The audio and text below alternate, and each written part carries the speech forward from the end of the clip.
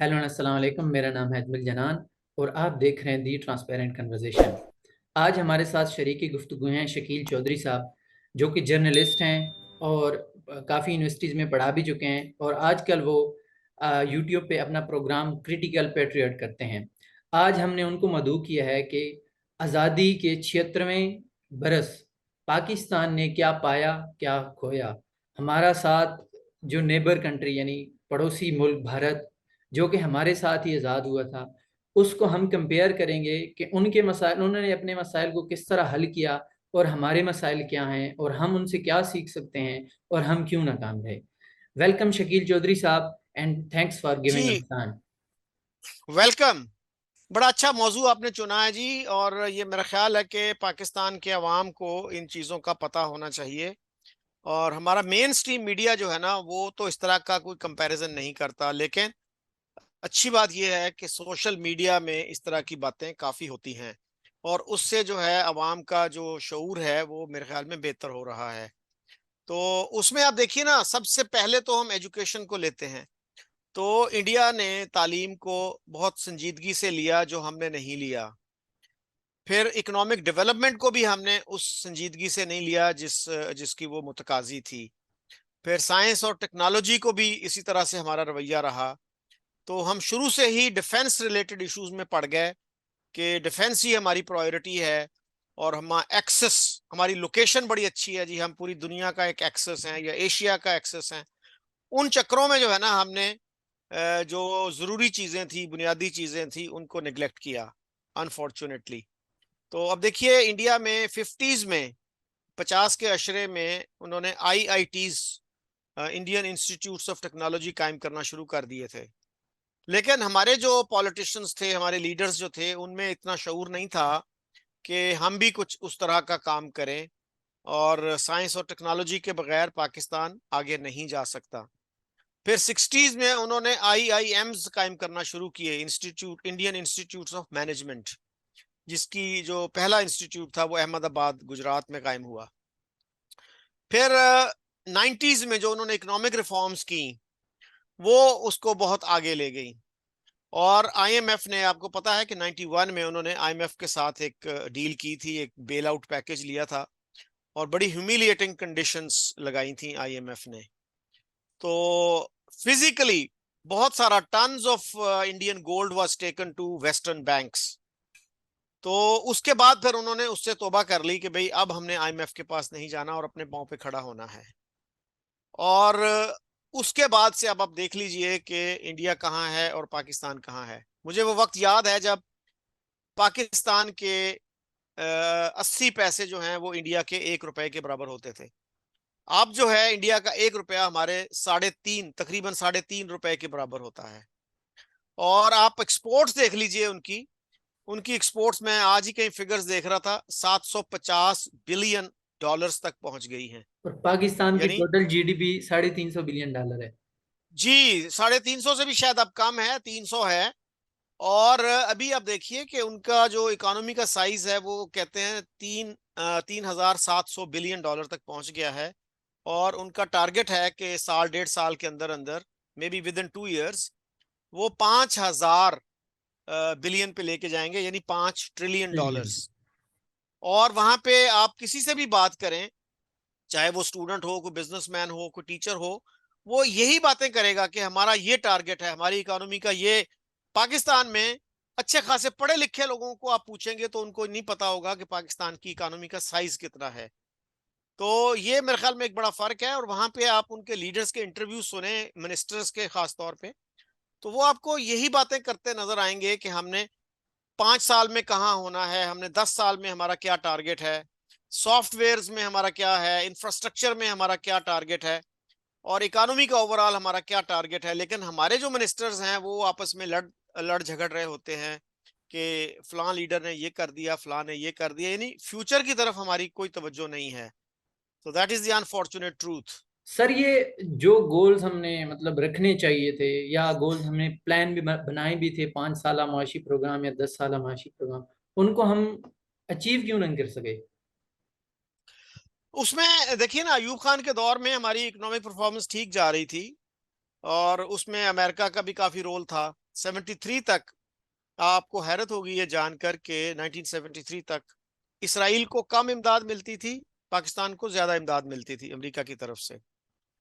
तो बड़ी हद तक ठीक जा रहे थे मामलात, और फिर जो है वो 65 की जंग का हमने आगाज कर दिया, वो ऑपरेशन जिब्राल्टर शुरू कर दिया, और उससे जो वो प्रोसेस था वो बिल्कुल रिवर्स हो गया। या तो आप इकोनॉमिक डेवलपमेंट कर सकते हैं या जंगें कर सकते हैं, और पाकिस्तान जैसा मुल्क जो है ना वो जंगों का मुतहम्मिल नहीं हो सकता। और फिर हमें उन जंगों की हिस्ट्री भी जो है ऐसी अजीबोगरीब तरीके से पढ़ाई गई कि लोगों को सच नहीं बताया गया। सर, अयूब खान के डेकेड ऑफ डेवलपमेंट के बारे में बहुत सारे इकोनॉमिस्ट उसको क्वेश्चन करते हैं, उसके बारे में आपका क्या ख्याल है? वो कहते हैं कि ये 22 खानदान थे, उनके पास ही सारा पैसा था, वो गरीब आवाम के पास कुछ भी नहीं था। ये 22 खानदान वाली तो खैर एक पॉलिटिकल स्लोगन सा बन गया था। तो बात यह है कि जब भी डेवलपमेंट होती है कुछ ना कुछ खानदान जो है वो ज्यादा डेवलप हो जाते हैं, लेकिन देखना ये होता है कि क्या ओवरऑल भी डेवलपमेंट हो रही है कि नहीं हो रही। अब देखिए इंडिया में आज से 30 साल पहले, 40 साल पहले आपको सिर्फ दो नाम सुनने को मिलते थे, टाटा और बिरला। और अब जो है वहां पे सैकड़ों के हिसाब से बिलियनियर्स हैं। तो बिलियनियर्स का पैदा होना मेरे ख्याल में तो एक एक पॉजिटिव साइन है कि अगर आपके यहाँ वेल्थ क्रिएशन होगी तो ही आप अपने मसाइल हल कर सकेंगे, लोगों को खुशहाली दे सकेंगे। इवन स्वीडन जैसा मुल्क आप देख लीजिए, जो बड़ा इगैलिटेरियन मुल्क है, जहां पे अमीर और गरीब का फर्क बहुत ज्यादा नहीं है, शायद सबसे कम है दुनिया में, वहां पे भी आपको दर्जनों बिलियनियर्स मिल जाएंगे। तो having billionaires is a good thing. हमारे बहुत सारे बाएं बाजू के जो लोग हैं वो बड़ा बुरा मनाते हैं इस बात का कि जी वहां पे जी बिलियनियर्स हैं। भाई बिलियनियर्स होंगे तो वो ट्रिकल डाउन भी होगा ना। अब आप ये देखिए कि अमेरिका में बिल गेट्स ने कितना कंट्रीब्यूट किया है, कितना चैरिटीज को दिया है। बाकी भी जो बिलियनियर्स हैं, उसने जो अपनी फाउंडेशन बनाई उसका भी ये आइडिया था। वो लोगों के पास गए कि हम बिलियनियर्स के पास जाते हैं और किसी से कहते हैं कि आपके पास $50 बिलियन हैं, तो अगर आप आधा भी इसका दे दें चैरिटीज को, तो बहुत सारे बिलियंस ऑफ लोगों की जिंदगी उससे बदल सकती है, लेकिन आपके लाइफस्टाइल को उससे कोई फर्क नहीं पड़ेगा। तो ये स्पिरिट अगर आप होगी तो आप डेवलपमेंट भी करेंगे और आपके यहाँ इंडस्ट्री भी लगेगी। इंडस्ट्रियलाइजेशन के लिए जरूरी है कि कुछ लोग अमीर हों। तो इसको मेरा ख्याल है कि नेगेटिव तरीके से नहीं लेना चाहिए, पॉजिटिव तरीके से लेना चाहिए। सर, वाई नॉट अगर स्टेट बेड़ा उठाए इसका तो? स्टेट्स का जो सिस्टम रहा है अनफॉर्चुनेटली वो काम किया नहीं उसने। Soviet union was the first country जिसमें ये हुआ कि हर चीज उन्होंने नेशनलाइज कर ली। तो वो कितना चला, 71 साल, 70 साल।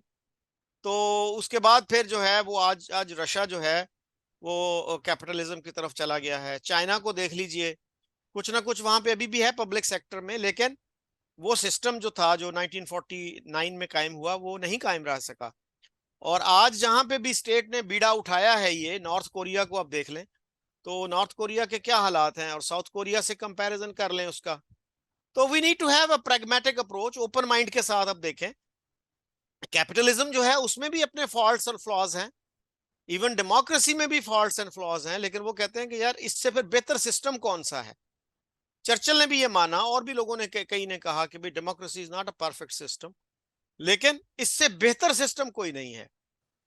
It is very easy to criticise democracy for example, लेकिन उसका अल्टरनेटिव लाना, that is the real challenge. Sir, क्योंकि हमारी बात अब दूसरी तरफ बढ़ रही है इसलिए मैं आपको टोक रहा हूँ, माजरत। लेकिन जिस तरह आपने एजुकेशन की बात की, तो अभी इसी टाइम भी तकरीबन पाकिस्तान के 23 मिलियन जो प्राइमरी स्कूल में जाने वाले बच्चे हैं वो स्कूल से बाहर हैं। उसके अलावा पाकिस्तान में कोई एक सिंगल यूनिवर्सिटी नहीं है कि जो आपको नेचुरल साइंसेज में अच्छी डिग्री दे सके, प्रैक्टिकल वर्क हो सके। उसके अलावा ना कोई इतने बड़े रिसर्च थिंक टैंक हैं, ना कोई इतने बड़े एकेडमिक या इंटेलेक्चुअल हैं जो डिफरेंट जो नरेटिव्स होते हैं उनको क्वेश्चन कर सकें। इसकी वजह क्या है कि हम क्यों मतलब क्यों इस चीज में नाकाम रहे हैं कि हम अपने बच्चों को पढ़ा भी नहीं सकते? लेट्स सपोज अगर 10 साल बाद हम देखेंगे तो ये 25 मिलियन 25 मिलियन मजदूर होंगे। फिर इनको हम किस तरह काम देंगे अगर हम एजुकेशन नहीं प्रोवाइड कर रहे हैं इनको? जी, ये जो तादाद आपने बताई है, इससे भी ज्यादा कुछ लोग 2.5 करोड़ तक का भी कहते हैं 23 मिलियन से ज्यादा हो जाते हैं, वो 25 मिलियन हो जाते हैं। तो उससे आपको बिल्कुल अंदाजा हो जाता है ना कि स्टेट की जो है तरजीहात क्या हैं, प्रायोरिटीज क्या हैं। तो अनफॉर्चुनेटली हमारी स्टेट की जो तरजीहात हैं उसमें एजुकेशन नहीं है, इवन इकोनॉमिक डेवलपमेंट नहीं है। हम we pay lip service to geoeconomics, लेकिन कहाँ है वो जियो इकोनॉमिक्स? नजर नहीं आती। वो कहते हैं ना कि proof of the pudding is in the eating. तो प्रैक्टिकली क्या किया है हमने जियो इकोनॉमिक्स के लिए? नारा लगा देते हैं, उसकी इम्प्लीमेंटेशन कोई नहीं है। तो अनफॉर्चुनेटली हमारे जो इंटेलेक्चुअल्स भी हैं, हमारे retired ambassadors, retired foreign secretaries, retired bureaucrats, federal secretaries, chief secretaries, उनका भी आप देखिए कि दे लव देयर कंफर्ट जोन। उससे बाहर नहीं निकलते। वो कोई ऐसी बात नहीं करते जो किसी को भी ना पसंद आए, किसी भी पावरफुल क्वार्टर को ना पसंद आए। सर क्या उनको सो इंटेलेक्चुअल कहना भी ठीक है? इंटेलेक्चुअल कह लें ना कहें कोई मसला नहीं, ब्यूरोक्रेट कह लें, एकेडमिक्स कह लें, जो भी आप कह लें, लेकिन वो खुल के सही बात नहीं करते। प्राइवेटली अपने ड्राइंग रूम में बैठ के, लिविंग रूम में बैठ के बेशक कुछ ना कुछ वो करते रहें, कहते रहें, लेकिन पब्लिकली जो है ना वो इस्लाह की कोई कोशिश नहीं करते, कभी स्टेट की डायरेक्शन सही करने की बात नहीं करते। इसलिए कि उनको तो फर्क कोई नहीं पड़ता। जो गरीब आवाम है, जो मेजॉरिटी है आवाम की, उसको फर्क पड़ता है। और उनको अनफॉर्चुनेटली शायद इतना शऊर नहीं है, वो अपनी आवाज आगे पहुंचा नहीं सकते, या उनका इतना मुतालिया नहीं होता, इतना एक्सपोजर नहीं होता। जिनका एक्सपोजर है उनको अपना कंफर्ट जोन बहुत अजीज है। सर उसके बाद अगर हम आगे बढ़े तो पाकिस्तान का पासपोर्ट दुनिया में चौथा बुरा पासपोर्ट है, क्यों? या उसका भी वही वजह है, इकोनॉमिक। वो किसी ने कहा था ना, इट इज इकोनॉमिक स्टूपिड। तो ये बात हमें समझ नहीं आई। अब देखिए, हम इसराइल को जो कहते हैं कि जी इसराइल इज अ पराया स्टेट, कि जी उसका तो हुक्का पानी बंद किया हुआ है इंटरनेशनल कम्युनिटी में, लेकिन आज भी आप देखिए कि कितने मुल्क हैं जहां पे इसराइली सिटीजन जो है वो बगैर वीजा लिए जा सकता है, या वहां पे उसको ऑन अराइवल वीजा मिल जाता है। और पाकिस्तानी जो पासपोर्ट वाले लोग हैं वो कितने मुल्कों में जा सकते हैं इस तरह। तो ये हमें कंपेयर करना चाहिए। आजकल तो बड़ा इजी है कंपेयर करना। इवन इंडिया का आप देख लीजिए, जो सर हमारा मीडिया कहता है जी इंडिया का इतना गुर्बत है वहां पे। इस गुर्बत के बावजूद, इतनी बड़ी आबादी के बावजूद, आपको जैसे पता होगा कि अब India has become the most populous country in the world. China को भी वो पीछे छोड़ गए हैं उसमें। तो यानी 1 अरब 42 करोड़ का मुल्क है, उसके पासपोर्ट की रैंकिंग हमसे बहुत बेहतर है। सर तो ये 57 हमारे लिए 57 ममालिक ऐसे हैं जहां पे आप वीजा फ्री जा सकते हैं अगर आप इंडिया में रहते हैं, और पाकिस्तान में आप रहते हैं तो आपके लिए ये 37 मुल्क हैं इस तरह के। जी, मेरा ख्याल है इंडिया के अब ज्यादा हो गए हैं, 60-62 के करीब हो गए हैं। और वो कोशिश करते रहते हैं कि हम इसको मजीद बेहतर से बेहतर बनाएं। और वहाँ यूएई में मुझे कोई बता रहा था कि इंडियंस को यूएई का वीजा ज्यादा आसानी से मिल जाता है, पाकिस्तानियों को नहीं मिलता। और उसकी वजह यह है कि वो कहते हैं एक पाकिस्तानी अगर एक दफा आ जाए ना तो वो फिर वापस जाने का नाम नहीं लेता, चाहे वो टूरिस्ट वीजा पे हो चाहे किसी और वीजा पे हो। तो डेस्परेशन है, हर बंदा मुल्क छोड़ के बाहर जाना चाहता है। हमारे नौजवान जो हैं वो अपना फ्यूचर मुल्क से बाहर देखते हैं। और जो हमारे हुक्मरान तबके हैं, जो हमारी रूलिंग एलीट है, उसको कोई फिक्र नहीं है इस तरह की चीजों का। अभी आपने देखा होगा कि वो यूनान के पास जो कश्ती जो थी डूबी थी, जी सर। तो कितने पाकिस्तानी थे उसमें। 3.5 साल। तो एक दो दिन, 3 दिन वो मसला रहा, उसके बाद कोई कोई कहीं जिक्र नहीं होता उसका। हालांकि जो जिंदा कौमें हैं वो इस तरह के ट्रेजिडीज से सीखती हैं, और वो जायजा लेती हैं अपना कि भाई कहाँ हमसे गलती हो रही है, ये क्यों ये ट्रेंड बन गया है। लेकिन हमारे यहाँ तो कोई ऐसी बात नहीं, कोई सोल सर्चिंग नहीं, कोई कोई गिरेबान में झांक के नहीं देखना चाहता कि भाई क्या क्या हमसे गलती हो रही है, क्यों हमारे नौजवान जो हैं वो मुल्क से भाग भाग के बाहर जाना चाह रहे हैं। सर जिस तरह आपने जिंदा कौमों की बात की, तो पाकिस्तान का जो नेशन बिल्डिंग का प्रोजेक्ट है वो क्यों फेल हुआ? मतलब हम क्यों इतने कंफ्यूज हैं कि कभी हमको लगता है कि हम 712 में मोहम्मद बिन कासिम आए तो पाकिस्तान बना, या पहला मुसलमान आया तो पाकिस्तान बना। कभी हम कहते हैं हमारी उर्दू जबान है, कभी हम फारसी के पीछे भागते हैं, तो कभी हम अरबी के पीछे भागते हैं। ये इसका क्या मसला है? हाँ, these are good thought provoking questions. वो असल में हमारा जो है ना, जो जिस तरह क्याम हुआ मुल्क का, उसमें भी बड़ा कंफ्यूजन था। दो कौमी नजरिए का हमने नारा लगाया, तो आज तक हमारे पढ़े लिखे लोग भी क्लियर नहीं हैं कि क्या दो कौमी नजरिया अब भी वैलिड है, क्या अब भी पाकिस्तान में दो कौमें रहती हैं, यानी मुस्लिम्स और नॉन मुस्लिम्स, और क्या इंडिया में जैसे, क्या आज भी मुसलमान एक अलहदा कौम है, पाक यानी जो बाकी नॉन नॉन मुस्लिम्स हैं वो अलहदा कौम है। और हमारे यहाँ इस पे बिल्कुल भी क्लैरिटी नहीं है। हमारे कुछ लोग ये कहते हैं जी कि दो कौमी नजरिया तो कुरान में है।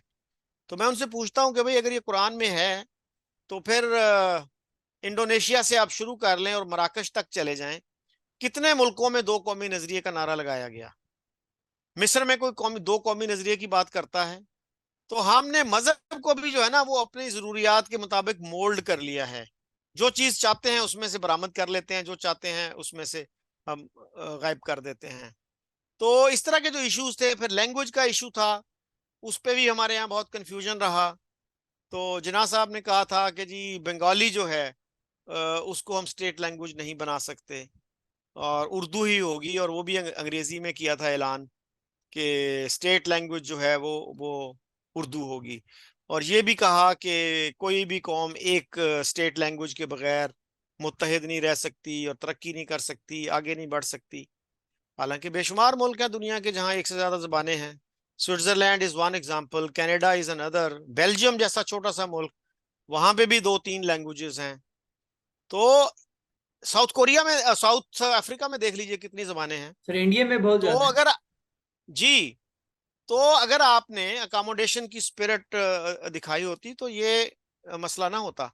वो इसलिए कुछ लोग कहते हैं कि ये पाकिस्तान एक जबान की वजह से बना और एक जबान की वजह से टूट भी गया, उर्दू की वजह से बना और बंगाली की वजह से टूट गया। तो हमें बहुत केयरफुली ये देखना देखना चाहिए। जो भी हमारे आर्ग्यूमेंट्स हैं, जिसको कहते हैं ना क्रिटिकल थिंकिंग स्किल्स, उसका इस्तेमाल करना चाहिए, स्टूडेंट्स को वो सिखानी चाहिए। किसी भी आर्ग्यूमेंट को आप जज्बाती तौर पर एक्सेप्ट ना करें और उसके फ्लॉज को, उसकी खूबियों को, खामियों को अच्छी तरह से उसका जायजा ले सकें।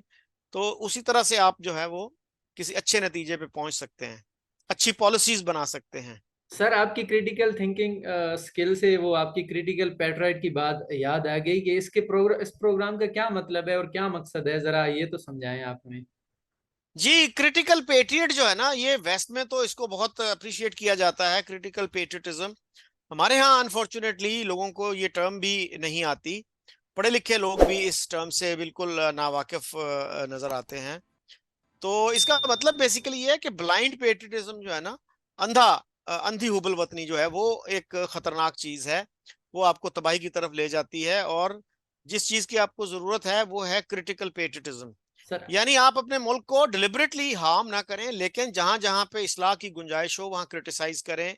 जो पॉलिसी आपको गलत लगती है उसको क्रिटिसाइज करें, उसको कंडेम भी करें, तो कोई मसला नहीं है, ताकि इस्लाह हो। सर अगर ब्लाइंड आप क्रिटिसाइज पैट्रियटिज्म नहीं से आपकी करेंगे, क्या मुराद है?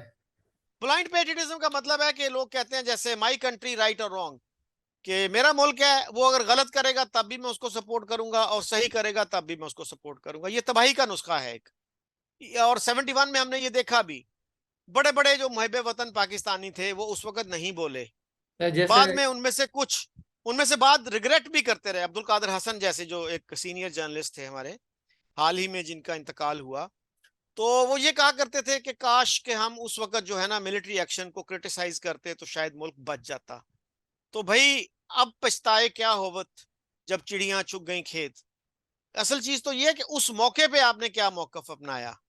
तो उस मौके पे तो आपने एनलाइटनमेंट का सबूत नहीं दिया, आपने बेदार मगजी का सबूत नहीं दिया। तो उस वक्त आप ब्लाइंड पेट्रियट हो गए थे और उसका नतीजा आपके सामने है। सर अगर हम इस चीज को देखें कि जो चीज जिस वक्त हो रही है उसको उसी वक्त ही क्रिटिसाइज किया जाए, तो इसमें तो बहुत सारे हमारे बड़े बड़े जर्नलिस्ट हैं, एंकर्स हैं कि जो इसी तरह कहते हैं कि भाई 5 साल बाद मेरे से, 5 साल पहले फलां बंदा मुझसे मिला था या फलां बंदे ने मुझे मीटिंग पे बुलाया था तो उसने कहा हम ये प्रोजेक्ट ला रहे हैं, हम इमरान खान को ये कर देंगे या ये कर लेंगे। उस वक्त वो नहीं बोलते जब वो इमरान खान है, यानी अभी इक़्तिदार से चला गया, एस्टेब्लिशमेंट जो उस टाइम पे थी वो चली गई, बाद में बोलते हैं। उसका क्या फायदा हो सकता है फिर इसका? उसके बारे में आपका क्या ख्याल है? नहीं, वही मैं कह रहा हूँ ना, इवन 71 की भी वही बात है ना, कि अगर आप 71 में बोलते तो मुल्क दो लख्त होने से बच जाता। आईए रहमान हमारे एक सीनियर जर्नलिस्ट थे, फिर वो human rights commission of Pakistan के सेक्रेटरी जनरल हो गए। उन्होंने जियो के एक प्रोग्राम में कहा था कि 71 में हमने एक सिग्नेचर कैंपेन शुरू की, और वो बड़ी हार्मलेस सी एक कैंपेन थी कि जी ये एक सियासी मसला है, इसको सियासी तौर पर हल किया जाए।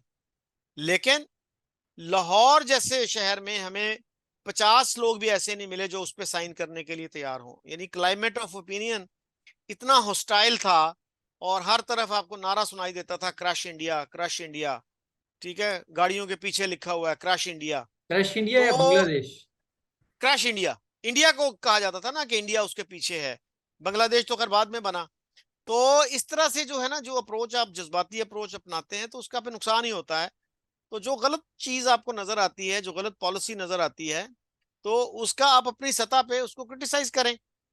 ठीक है, ये मैं नहीं कह रहा कि आप बिल्कुल कोई खतरों से खेलना शुरू कर दें, जो बहुत बड़े बड़े खतरात हो सकते हैं, लेकिन अपने हलके में तो कम से कम आप बात कर सकते हैं ना। कोई हार्मलेस सी पिटिशन ही कर सकते हैं कि यार ये इस मसले को इस तरह हल किया जाए। आप बैल मुझे मार ना करें बेशक, लेकिन तरीके से कोई पॉजिटिव बात तो करें। जो मुतलका लोग हैं उन तक पॉजिटिव बात पहुंचाएं, उन तक उनकी कोशिश करें उनको गाइड करने की, कि भाई आप ये गलत कर रहे हैं, बाद में आपको पछताना ना पड़े। तो ये मेरे ख्याल में अप्रोच हो तो मुल्क का फायदा है। अच्छा शकील साहब, जैसे कि आपको पता है कि पाकिस्तान में फिलहाल जो दर्द सर सबका बना हुआ है वो है एक्सट्रीमिज्म, और उसके साथ रिलेटेड दूसरा है स्टेट ऑफ माइनॉरिटीज। इसके हवाले से जरा आप बताएं, पाकिस्तान का भी और इंडिया का भी। अच्छा, एक्सट्रीमिज्म का जो है ना मसला जो है, इसको भी हमने सीरियसली नहीं लिया जब ये सर उठा रहा था। और जब बिल्कुल सूरत हाल काबू से बाहर हो जाती है तो फिर हम जो है ना उस पे उसका नोटिस लेते हैं। मतलब सिपाही सहाबा को आप देख लीजिए, एक ऑर्गेनाइजेशन थी कि जब वो सर उठा रही थी तो किसी ने तवज्जो नहीं दी कि इसका पोटेंशियल क्या है, ये किस तरफ ले जाएगी चीजों को। सर ये किस तो टाइम जब पे बिल्कुल सर पे आ पड़ती उठा है रही तो थी? फिर हम कहते हैं कि जी सर किस टाइम पे ये क्या सहाय हुआ। सपाई सर किस टाइम ये सिपाही साहबा सर उठा रही थी? क्या आप ड्यूरेशन बता सकते हैं उसकी टाइम की? I think it was in the 80s। तो यस। उसके बाद फिर 90s में जो है वो बहुत ही वायलेंट हो गया काम। फिर शिया ऑर्गेनाइजेशन भी एक वजूद में आ गई, वो जो टिट फॉर टैट करती थी।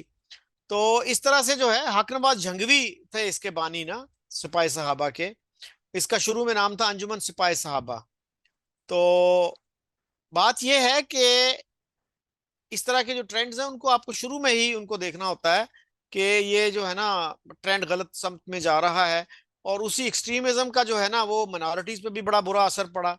हमारी जो इंतहा पसंदाना सोच है वो उसका उसको कोई लगाम देने का तरीका नहीं है, इसलिए कि जो अल्टरनेटिव व्यू है उसको हम आने नहीं देते। तो उससे फिर हमारा एक्सट्रीमिज्म मजीद आगे बढ़ता है। सर सो एक्सट्रीमिज्म इट्स का इट्स लाइक एक्सट्रीमिज्म जी। एक्सट्रीमिज्म की जड़ें अफगान जिहाद में नहीं है? अफगान जिहाद, फिर उसके अफगान बाद जिहाद में भी कश्मीर के हैं। साथ जिहाद, और इसी वजह से हमारी जो नेबर्स कंट्री हैं, जिस तरह पाकिस्तान हो गया, इंडिया हो गया, और किसी हद तक ईरान भी, हमारे उनके साथ ताल्लुकात भी अच्छे नहीं हो सकते इसी वजह से। अफगान जिहाद भी है, लेकिन क्या उससे पहले कोई एक्सट्रीमिज्म नहीं था पाकिस्तान में? आई आई डोंट थिंक सो। अब देखिए, डॉक्टर फजलुर रहमान एक बहुत ही इनलाइटेंड स्कॉलर थे, इस्लामिक स्कॉलर, जिन्होंने ऑक्सफोर्ड से पीएचडी की थी। तो उनको 1968 में जान बचाकर भागना पड़ा था यहाँ से। उन्होंने एक किताब लिखी थी इस्लाम के नाम से। तो हमारे मौलवी हजरात जो थे वो उनसे बड़े तंग थे। तो जब वो किताब छपी तो उन्होंने कहा, लो जी, हुण साड़ी दाड़ थले आ गया है, हुण नहीं बचता। So even Ayub Khan could not save him.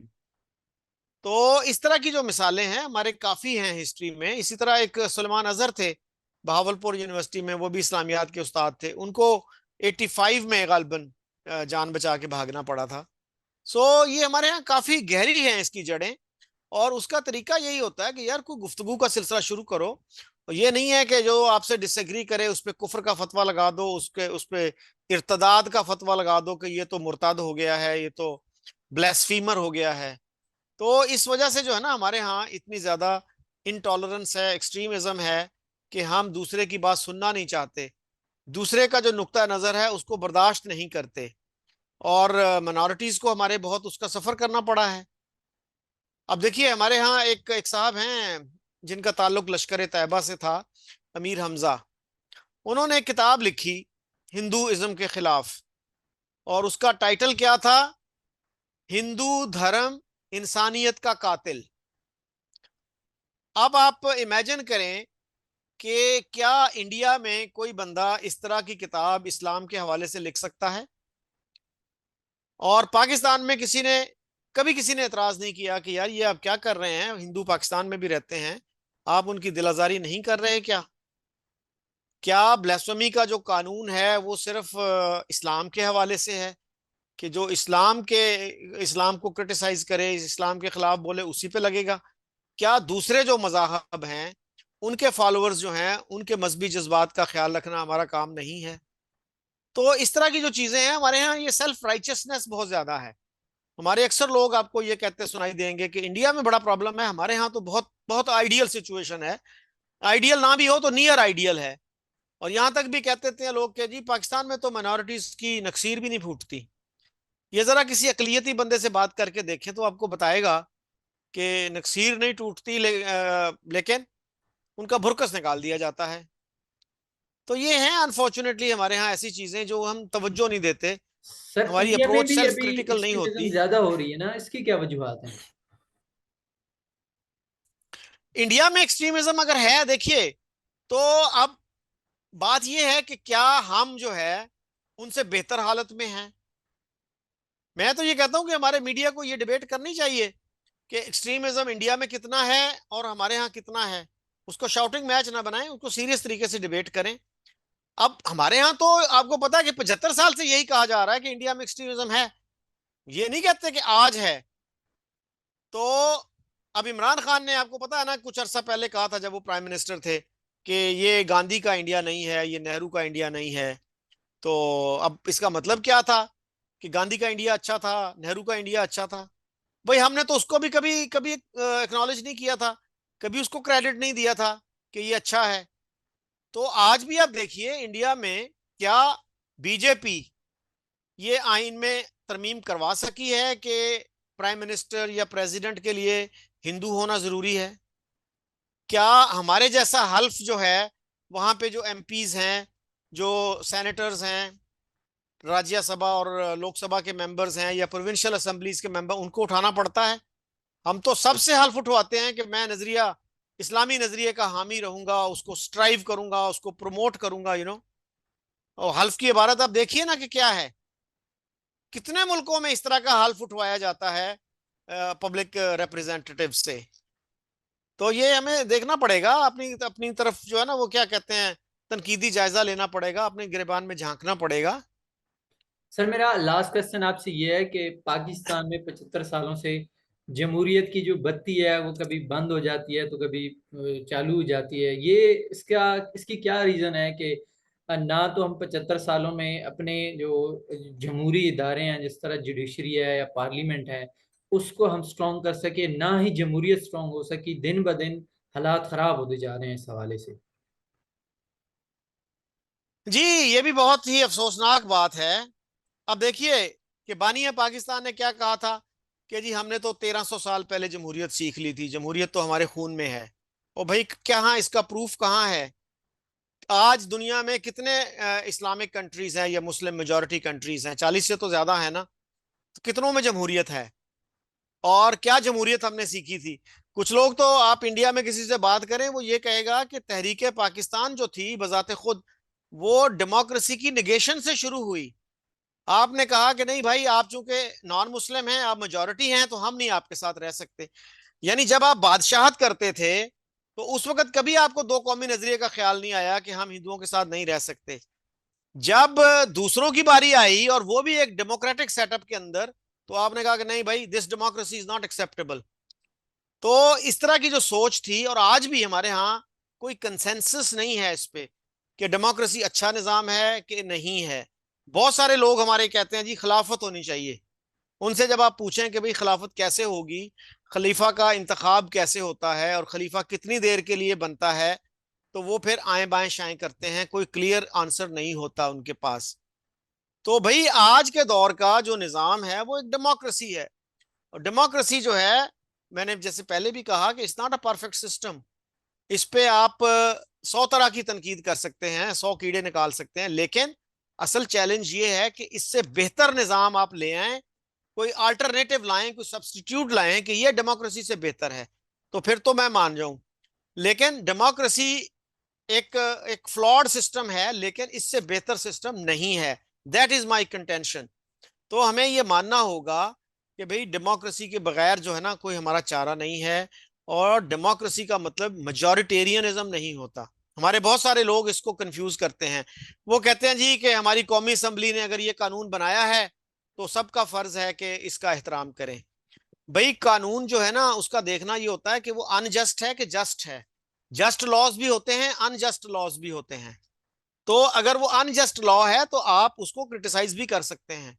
Y not? This is how you bring about improvement. तो डेमोक्रेसी का मतलब है ह्यूमन राइट्स भी उसके साथ आते हैं, उसके साथ फ्रीडम ऑफ एक्सप्रेशन भी आती है।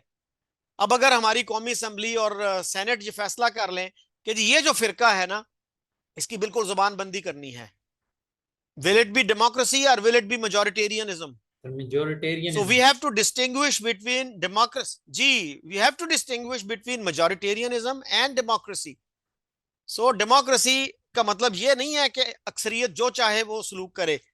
इसका मतलब है ह्यूमन राइट्स का अपने एहतराम भी करना है। डेमोक्रेसी के जो दीगर लवाजमात हैं उनका भी आपने ख्याल रखना है। मतलब सर हम ये कह सकते हैं कि डेमोक्रेसी के कुछ बेसिक प्रिंसिपल हैं जिसके साथ आप नहीं छेड़ सकते, मतलब जिसको रूसो ने कहा था कि जर्नल विल। जी बिल्कुल, उसमें आप देखिए ना कि आप डेमोक्रेसी का मतलब जो है ना ये है कि ह्यूमन इक्वालिटी। आप ह्यूमन इक्वालिटी का भी अगर आप ख्याल नहीं रखेंगे तो then it will not be a democracy. और अगर आप अकलियतों का ख्याल नहीं रखेंगे, आप अपने कमजोर सेक्शंस जो हैं सोसाइटी के उनका ख्याल नहीं रखेंगे, then it will not be a democracy. Sir आपको क्या सो लगता यू है have to take Pakistan all में दीज क्यों, थिंग्स इनटू अकाउंट।